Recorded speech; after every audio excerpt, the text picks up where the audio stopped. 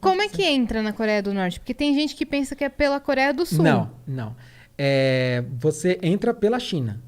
Então, o único país que tem acordo para você poder fazer turismo lá é a China. E aí o que acontece?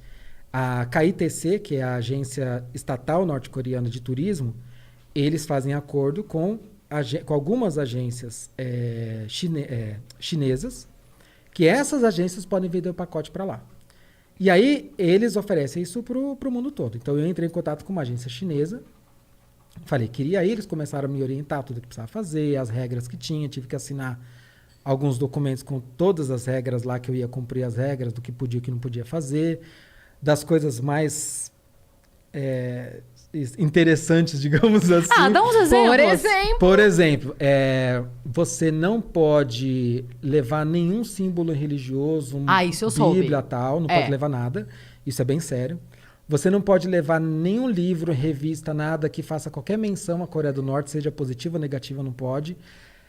Tem determinados tipos de lente que você não pode levar. O seu celular tem que ficar com o GPS desligado o tempo todo. Você não vai conseguir usar, óbvio, porque lá não tem sinal. Por que com o GPS desligado? Porque você não pode ter marcação de GPS nas fotos que você tira. Você não pode, por exemplo... isso tem gente que fala que eu estou inventando, mas eu já até mostrei print do documento que eu assinei. Se você pegar um jornal, por exemplo, que tem a foto lá do Kim Il-sung, do Kim Jong-il, do Kim Jong-un, você não pode dobrar o jornal em cima da foto dele, você não pode colocar uma garrafa em cima da foto. Tudo isso está nas regras. Você nunca pode andar sozinho, então todo lugar tem que estar com os guias. Os guias ficam no mesmo hotel. Então, você tem que pagar o hotel do guia, ou não? Não, você fecha um pacote com tudo. Com alimentação, os passeios, hotel, tudo. Chega lá, eu posso ir com a carteira vazia, não vou gastar com nada. Se eu quiser levar dinheiro, eu vou levar euro ou dólar, mas preferencialmente euro, para eu comprar souvenir. Uhum. Entendeu? Se eu quiser souvenir. Agora, assim, comida, os passeios, eu já pago tudo antes. Eu já chego lá com tudo pago, inclusive o visto, tudo. E essa agência chinesa que cuida de tudo. Tudo que você vai fazer, eles têm que estar sabendo. Então, eles não te dão a possibilidade de você levar dinheiro pra comer numa outra coisa? Não, se eu quiser... por exemplo, se eu chegar lá e falar, eu quero ir numa pizzaria, eles vão falar, tá bom, a gente vai levar na pizzaria, eu não vou pagar nada. Já tá no pacote. Ah, é? Então, assim, tudo tá pago antes, porque eu paguei pro Estado. Eu não paguei pra pizzaria, eu paguei pro Estado, então tá tudo pago. Então, eu vou lá e uso o que eu quiser, mas você faz um planejamento da viagem antes. Então, você escolhe os pontos que você Isso funciona com vale? Eu quero tentar entender assim, porque a pizzaria tem um dono. Ou não tem o dono? Não tem um dono, é do Estado. Todo o comércio é do Estado? Tudo do Estado. Todos? Tudo do Estado. E eles que designam quem que vai trabalhar nesses comércios? Eles que vão definir, mas assim, hoje já existe um acordo que existe entre o Estado e um grupo que chama Donju, que se traduzir é algo como mestres do dinheiro, que são os capitalistas norte-coreanos. São aquelas pessoas que fazem dinheiro com a Coreia do Norte.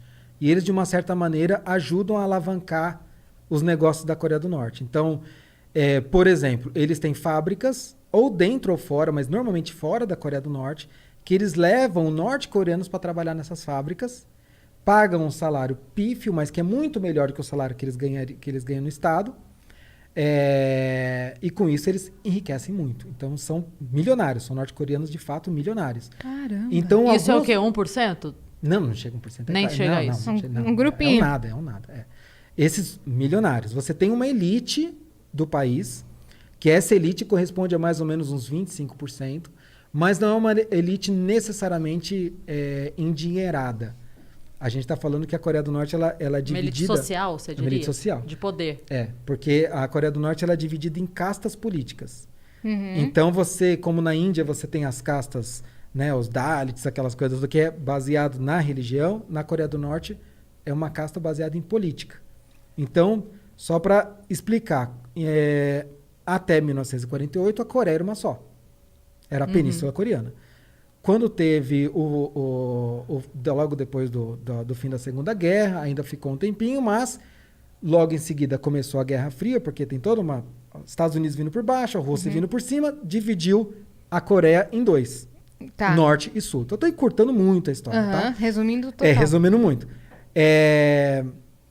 E aí, assim, quem era do sul, as pessoas que moravam no sul naturalmente não podiam ir mais para o norte, e do norte não podiam ir para o sul. O sul ficou capitalista, o norte ficou comunista. E nessa época, aquelas pessoas que lutaram para proteger, digamos assim, lutaram do lado dos comunistas, se tornaram a elite do país. Todo mundo que antes era um comerciante, um fazendeiro, um pastor, alguma coisa assim, ou seja, que qualquer coisa que é dono de terras, tal, ele foi totalmente desapropriado, tudo que era dele passou para essa elite política. E eles foram enviados para uma montanha inóspita para viver no campo de concentração que existe até hoje. Então, assim, todo mundo que tinha algum tipo de influência, negócio e tal, virou a pior classe social da Coreia do Norte. Uhum. O que aqui seria ao contrário, né? Quem tem um negócio bem sucedido está no topo da hierarquia. E eles são considerados hostis.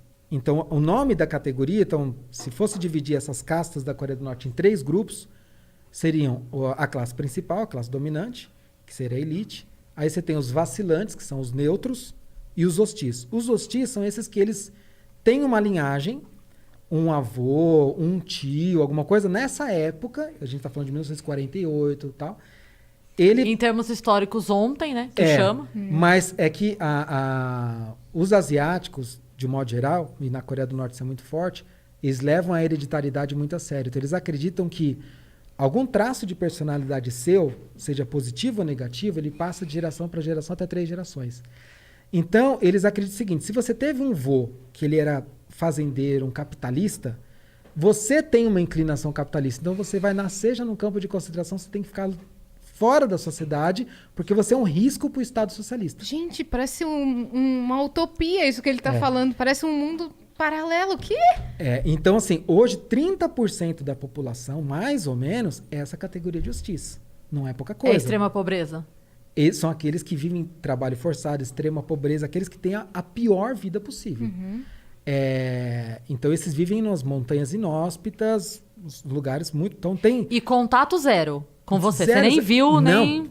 Tá. Assim, é completamente fora, você não vê. Aí você vai ter um outro grupo, que são esses vacilantes, que corresponde a mais ou menos 45%, que são aqueles que, no seu histórico, nem tinha alguém que era capitalista ou o dono de terras, comerciante, e nem teve um general, um soldado, alguém que lutou na Guerra da Coreia, lutou na Guerra do Japão, ou que era comunista. Não tem nenhum desses dois. Ele só estava ali, só sou um cidadão e mais nada. Comendo pastel na feira, e, tipo, deu uma guerra e eu tava aqui. Leite, não que eu tô fazendo aqui? São esses daí. Por que chama vacilantes? Porque o Estado permite, digamos assim, que ele vive em sociedade, mas acompanha e monitora tudo que ele faz. Porque ele pode dar um vacilo. Porque ele pode dar um vacilo. Ou seja, ele pode ter alguma inclinação capitalista ou, se não tão devota ao socialismo, que isso vai acender uma luzinha vermelha e a vida dele vai começar a ficar um pouquinho mais difícil. Então, isso vai começar a impactar no que ele pode comer, onde ele vai morar, se ele pode estudar ou não, que acesso seus filhos vão ter, vai começar a impactar. E aqueles que têm no seu histórico alguém que lutou ao lado de Kim Il-sung, por exemplo, na Guerra da Coreia, na Guerra do Japão, ou que era um comunista, tal, esses são a elite do país. Então, eles que vão poder, por exemplo, morar em Pyongyang, que é a cidade vitrine, é a capital. Capital, lá que então, você foi. Então, lá, na verdade, eu fui em 3 cidades lá. Mas é óbvio que só vão me levar para os lugares que eles querem. Óbvio. Me não mostrar. Vão te levar para o topo da montanha. Então, Pyongyang, por exemplo, 95% da população de Pyongyang é da elite. Então, assim, por quê? Porque é um privilégio morar lá. É onde você tem a melhor educação, a melhor saúde, o melhor acesso, melhor tudo. Parques, hotéis, tudo. Lá tem parque aquático, cinemas, tem restaurantes diversos. Então, assim, é o lugar dos privilegiados. 5 estrelas ali. Aí, se um norte-coreano, por exemplo... É engraçado você pensar que o privilégio do país comunista é todos os privilégios que o capitalismo pode oferecer para eles, né? Com a diferença, né, que é o que eu costumo dizer, que assim, você num país... aqui no Brasil, por exemplo, né, isso foi uma lição que eu trouxe para mim. Aqui, você pode nascer numa favela, ter uma vida terrível, péssimo acesso à educação, uma família desestruturada. Você vai poder ascender socialmente? Vai ser muito difícil. É lógico que vai ser muito difícil, assim, porque você está nascendo numa disparidade enorme, Sim. né, com Sim. pouquíssimas oportunidades. Então vai ser muito difícil. Mas alguém te proíbe? Não. Não. É difícil, muito difícil, mas ninguém te proíbe. Ninguém vai falar, você nunca, jamais vai poder estudar em tal faculdade, ou vai poder escolher o seu emprego, ou vai poder comer carne, porque você teve um avô comunista. É diferente. Né? Então, assim, e isso foi uma das coisas que eu trouxe para mim, porque quando você sai de um país que ele tem tantas regras e que você vê uma população refém de um regime, você começa a dar valor àquilo que você tem. Você fala, o Brasil é uma bagunça, isso aqui é um pandemônio. Tem um monte de coisa errada acontecendo no governo, na Câmara, no STF, um monte de coisa errada. Mas calma, poderia ser muito pior, entendeu?